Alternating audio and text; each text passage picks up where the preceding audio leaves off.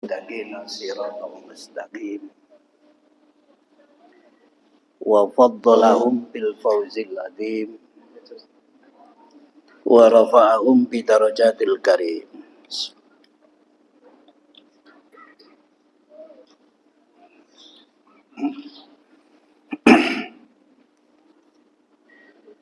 Asyhadu an la ilaha illallah wa asyhadu anna Muhammadan abduhu wa rasuluh. Allahumma salli wa sallim wa barik ala nabiyyina Muhammadin wa ala alihi wa sahbihi ajma'in. Bapak Ibu jamaah sekalian rahimakumullah. Patut kita semua berusaha menjadi hamba yang bisa bahkan pandai mensyukuri karunia Allah. Karena nikmat Allah yang dikaruniakan kepada kita itu sangat banyak. Macam-macamnya banyak, jumlah macamnya banyak. Masing-masing macam itu juga jumlahnya banyak. Sehingga Quran menegaskan ketika Allah berfirman kepada Rasulullah, Inna a'toina kal kautsar.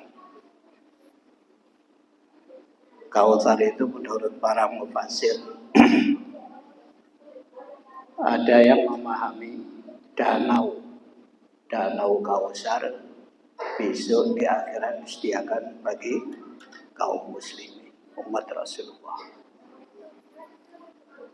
Tapi ada yang memaknai Kautsar itu banyak dalam arti jumlah macamnya banyak, masing-masing macam itu jumlahnya banyak, saking banyaknya tidak bisa dihitung, sehingga disebut dengan Kautsar. Padahal banyak itu selain Kautsar ada kafir itu juga banyak. Tapi kalau kafir itu banyaknya bisa saja lebih dari 3 itu sudah kafir. 3 itu sudah kafir. Ini tidak. Inna a'toina kal kautsar. Makanya kita harus menjadi hamba yang ngerti nikmat-nikmat Allah yang sudah dianugerahkan kepada kita. Itu namanya punya ilmu. Sehingga selalu berpikir, merasa, merenung. Tanpa menggunakan ilmu hidup ini seperti tidak pernah menerima karunia dari Allah, kayak biasa saja. Sholat seperti begini, ini kadang-kadang kita rasakan sebagai kewajiban rutinitas kita. Tapi kita tidak sampai pada merasakan, ini karunia Allah yang luar biasa besarnya. Bisa sholat maghrib berjamaah di masjid misalnya.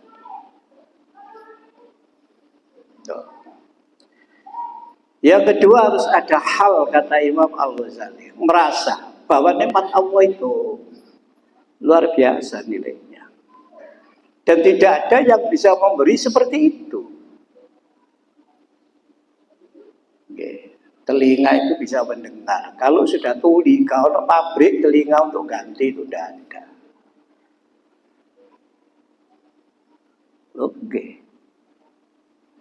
Jadi barang yang kecil-kecil itu kemudian ya betul-betul bisa dirasakan dan sangat bernilai berarti bagi kehidupan kita sebagai orang beriman. Tanpa itu juga kita seperti biasa saja. Lalu kemudian menggunakan nikmat-nikmat itu untuk bertakbir kepada Allah, bukan untuk takabur. Tidak sedikit nikmat itu menjadikan orang yang memperoleh nikmat itu membangga-banggakan keberhasilan dirinya, sehingga terjebak di dalam takabur. Dan nikmat apapun, termasuk nikmat beragama. Orang merasa keberagamaannya lebih baik daripada orang lain, bisa terjebak. Bukan syukur tapi tambah takabur. Bukan takbir tapi takabur.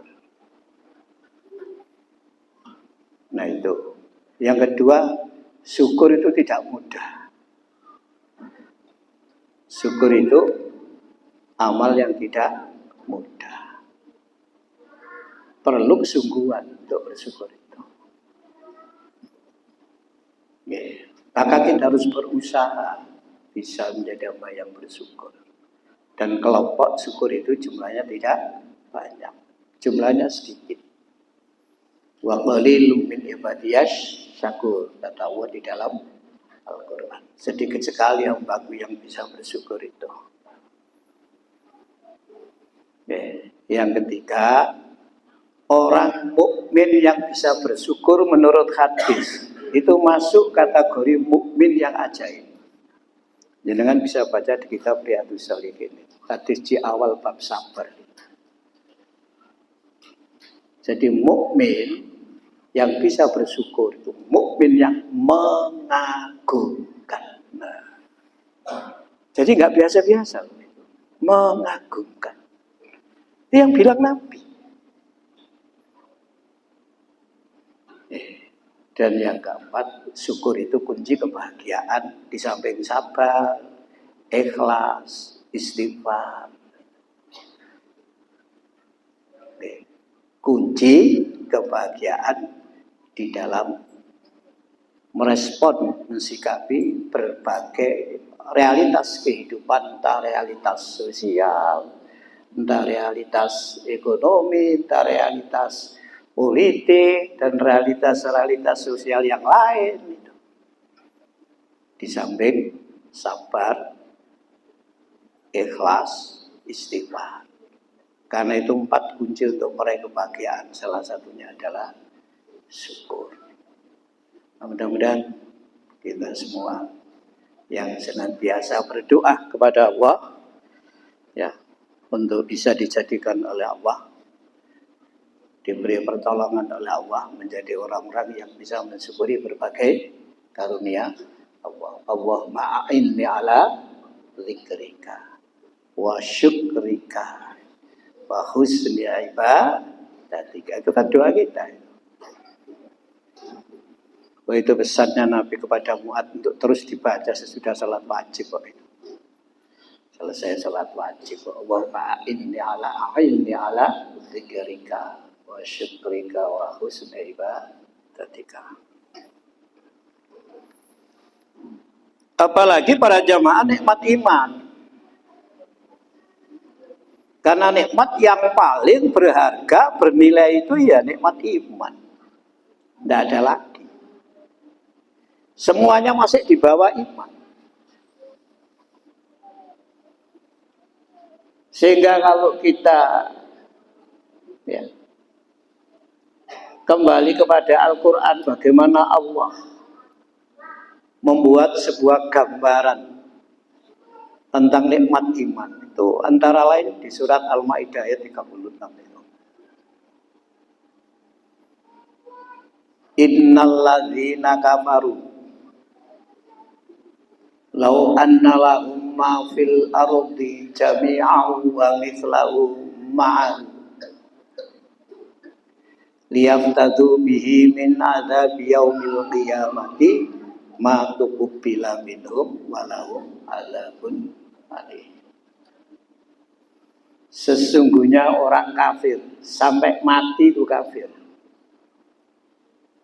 Orang kafir itu ya orang yang tidak iman, tidak mendapatkan karunia hidayah iman dari Allah. Iman kan nggak bisa dipaksakan, agama kan nggak bisa dipaksakan, agama itu keimanan. Contohnya sudah banyak. Abu Thalib yang kita semua sudah tahu, paman Nabi sendiri, istrinya Nabi Nuh, istrinya Nabi Lut, anaknya Nabi Nuh. Sebab Nabi tidak bisa memberi petunjuk kepada siapa yang dicintai. Dan itu penegasan Allah, innaka la tahdi man ahbabta. Kamu Muhammad nggak bisa memberi petunjuk pada siapa yang kamu cintai. Sehingga kita senantiasa ketika sholat, inti doa kita di surat Al-Fatihah adalah ihdinas siratal mustaqim. Kalau nggak dapat petunjuk ya kafir. Kalau kafir ya gak iman. Ya gak iman kepada Allah, ya gak iman kepada Al-Quran. Oke. Kafir itu ya ingkar. Ingkar itu ya mengingkari kebenaran. Orang kafir itu seandainya mereka memiliki miliknya sendiri. Apa memiliki apa? Segala apa yang ada di bumi ini. Ditambah lagi seperti itu. Seandainya Allah membuat perumpamaan dengan kalimat seandainya. Tamsil. Untuk menebus siksanya besok di hari kiamat ditolak sama Allah. Jangan bayangkan. Memiliki 2 dunia beserta isinya. Untuk menebus siksa di hari kiamat ditolak. Jawabannya. Karena orang kafir itu pasti masuk neraka. Ayatnya jelas kok. Orang kafir masuk surga, nggak ada dalam konsep agama, nggak ada. Yang masuk surga itu amanu wa amilus sholihat. Bukan karena keturunan, bukan karena harta, bukan karena jabatan, karena iman dan amal saleh. Iman yang mendorong amal saleh. Iman itu karunia Allah. Orang kafir masuk neraka. Mereka ingin keluar dari neraka itu. Yuriduna ayakhruju minha. Mereka berkeinginan betul itu supaya bisa keluar dari neraka. Tapi wa mahum bikharijina minha. Nggak bisa keluar meskipun mereka harus menebus misalnya ya, harta benda banyaknya 2 dunia masih ditolak sama Allah. Apalagi cuma harta ya, nggak seberapa, duit sak gudang, ya 2 dunia aja ya masih belum bisa kok menebus siksa. Tumpuan duit hanya 1 gudang, berapa? Jadi ini nikmat yang sangat berharga. Ini kita harus ngerti dan harus merasa. Sehingga kita itu betul-betul menghargai terhadap nikmat Allah yang namanya iman. Ini penting. Bukan kemudian tidak dihiraukan, dibiarkan iman itu. Nikmat yang lain diperhatikan, dirawat, dipelihara, itu ya, dijaga. Nikmat iman dibiarkan begitu saja. Tidak dilakukan upaya untuk memelihara, menjaga, merawat, membersihkan dari kotoran-kotoran. Dan banyak loh orang yang terkena seperti itu.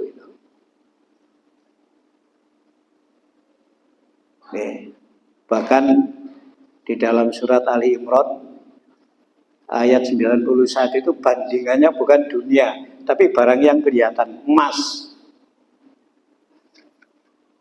Orang kafir itu sampai mati kok kafir. Seandainya mereka ingin menebus siksanya itu di neraka dengan emas sepenuh bumi, itu ditolak. Emas sepenuh bumi, duduk gelang cuman sepasang, botak. Emas itu sudah luar biasa berharganya dalam pandangan manusia, apalagi ibu-ibu.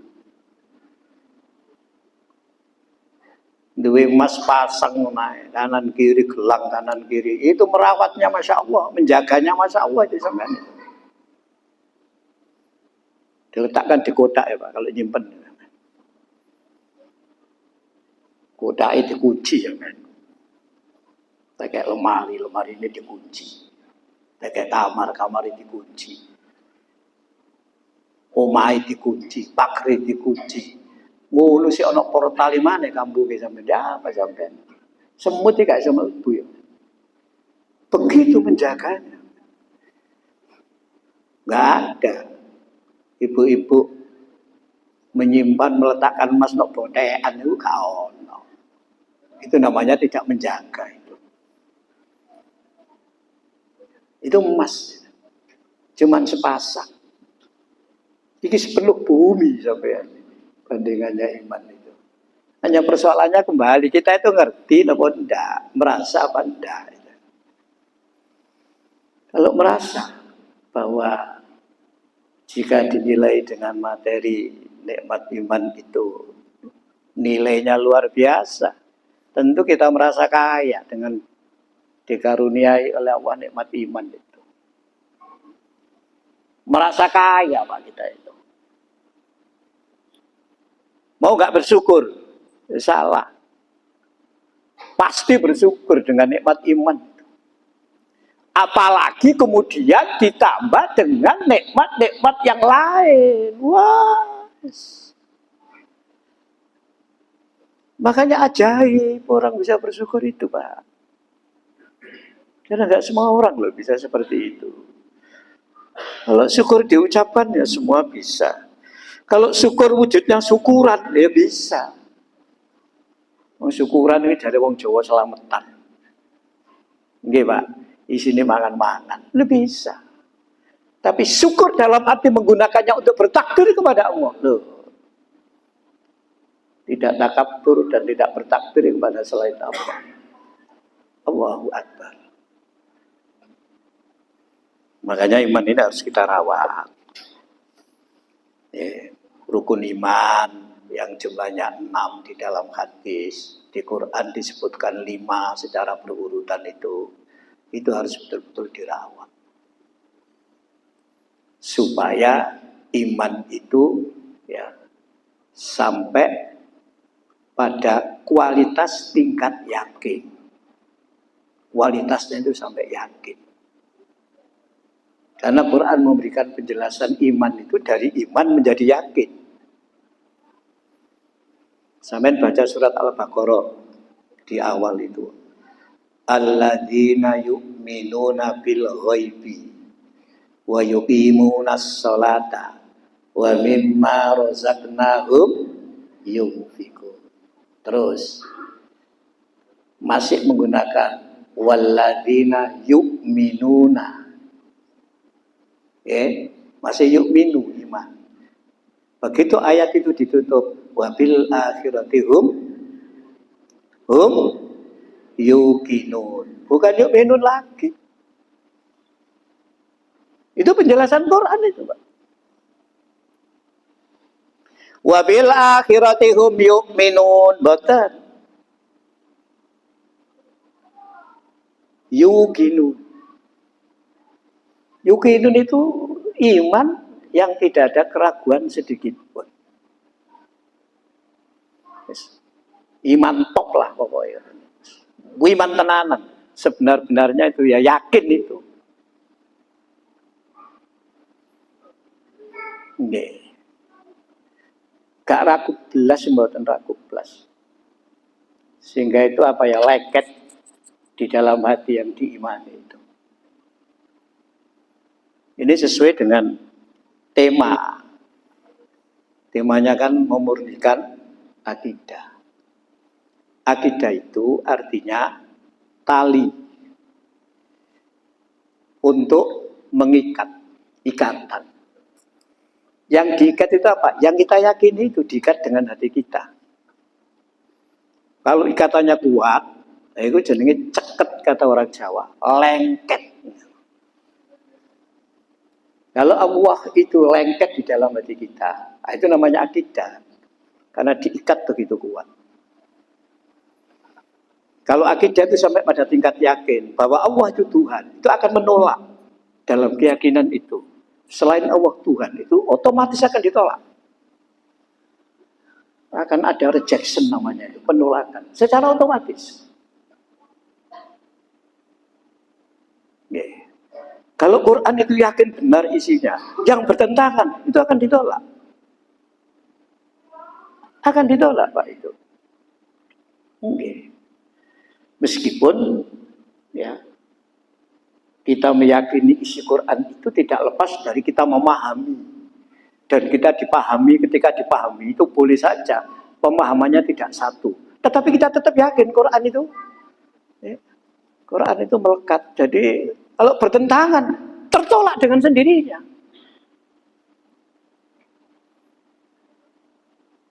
Bahwa minuman keras itu haram, itu akan tertolak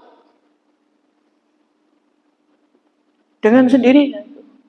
Kalau sudah sampai pada tingkat yakin, itu namanya akidah. Dan inti iman itu adalah tauhid. Berarti akidah kita itu ya tauhid itu yang harus lengket.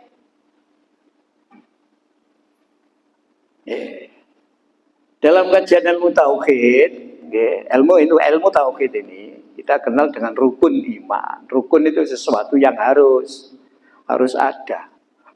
Iman itu ya percaya. Hal-hal yang harus dipercayai dengan sepenuh hati itu namanya rukun iman. Yang mempermat menjadi rukun iman itu ya para ulama tauhid. Di dalam hadis nggak ada arkanul imani, ya, jumlahnya sekian, nggak ada. Tapi itu kemudian diformat karena memahami dari ayat-ayat itu. Ya, seperti surat An-Nisa ayat 136. Di situ ada itu yang kemudian diformat menjadi rukun iman. Iman kepada Allah, iman kepada hari akhir, iman kepada kitab, iman kepada Rasul, iman kepada hari akhir. Memang Quran menyebut rukun iman itu secara berurutan sampai pada 5 Quran. Kalau sampai cari 6 tidak ketemu secara berurutan. Nah, yang secara berurutan itu 6 itu hadis. Hadis baru menyebut 6 secara berurutan. Sehingga rukun iman itu adalah 6. Sampai baca di Al-Baqarah 177 itu juga kan menyebut 5 meskipun urutannya tidak sama dengan surat An-Nisa ayat 136 itu. Urutannya yang tidak sama. Karena memang titik tekan yang diterangkan itu beda. Kalau di An-Nisa 136 itu memang bicara iman. Tapi kalau yang di Al-Baqarah 170 itu bicara birrun. Bicara kebaikan. Jangan bisa buka aja mau ada ayatnya. Jangan sampai kita itu kufur, kafir terhadap Allah, malaikat Allah, kitab Allah, Rasul Allah, hari akhir. Kalau sampai kita itu kufur, ya, itu orang yang tersesat dengan ketersesatan yang sangat jauh. Maka di awal ayat itu orang yang beriman masih terus diperintah untuk mengupdate imannya terus. Meningkatkan kualitas imannya itu. Sehingga iman itu sampai pada esensinya yaitu tauhid. Karena rukun iman yang 6 itu intinya hanya ada pada iman kepada Allah. Kenapa? Malaikat itu ya malaikatnya Allah. Kitab itu ya kitabnya Allah. Rasul itu ya rasulnya Allah. Itu. Hari akhir itu ya hari pengadilan dan pembalasan Allah. Takdir itu ya ketentuan Allah. Makanya esensi iman itu adalah tauhid. Hanya Allah. Hanya Allah. Allah itu ilah. Sering diterjemahkan ilah itu Tuhan. Allah itu Tuhan. Yang lain tidak ada. Ilah. Ilah itu ilahun uluhun. Ilah itu hanya Allah yang punya hak menerima pengabdian hidup kita ini. penghambaan hidup kita ini hanya kepada Allah. Dan itu sama dengan tujuan hidup. Jadi kalau tujuan hidup itu menceleng dari itu, berarti ya kita tidak hilang. La ilaha. Kita tidak mewujudkan itu. Illallah tidak. Nih. Makanya iman itu harus diupdate. Banyak orang yang mengaku mengenal Allah, tapi ya belum bertauhid. Belum mengibadahi Allah semata. Belum bertuhan hanya kepada Allah, Pak, semata itu. Tuh. Banyak orang mengaku cinta Rasul, tapi tidak mengikuti ajarannya. Tuh. Padahal beliau diutus itu untuk ditaati, untuk diikuti dan untuk dicontoh. Nih. Ngaku beriman kepada Nabi, bahkan ngaku mencintai Nabi. Tapi hanya ucapan-ucapan tok, sikapnya, perbuatan Nabi, lebih-lebih akhlak Nabi itu nggak dicontoh. Tuh. Makanya kita itu kalau ngaji Quran dengan kandungannya, itu berarti kita mengambil Quran itu kita lekatkan dalam hati kita. Nah, Quran itu firman Allah. Kalau bahasa kita itu omongannya Allah kepada kita. Itu sudah melekat di sini. Ini namanya akidah. Nabi bersabda, kalau kamu beriman pada Allah dan hari akhir, berkatalah yang baik. Kalau nggak bisa berkata baik, lebih baik diam. Berkata baik itu apa? Nanti dikaji. Kita ini kan tidak bisa langsung berguru kepada Nabi, mencontoh langsung kepada Nabi. Tidak ya, kita belajar apa yang ya, Nabi sabdakan, lalu dikumpulkan dalam hadis itu.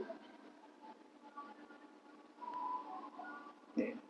Makanya belajar tidak perlu belajar itu kemudian cepat-cepat selesai, tidak. Ya zaman dalan itu mengajarkan surat wal asr itu, al asr itu surat paling pendek kan itu.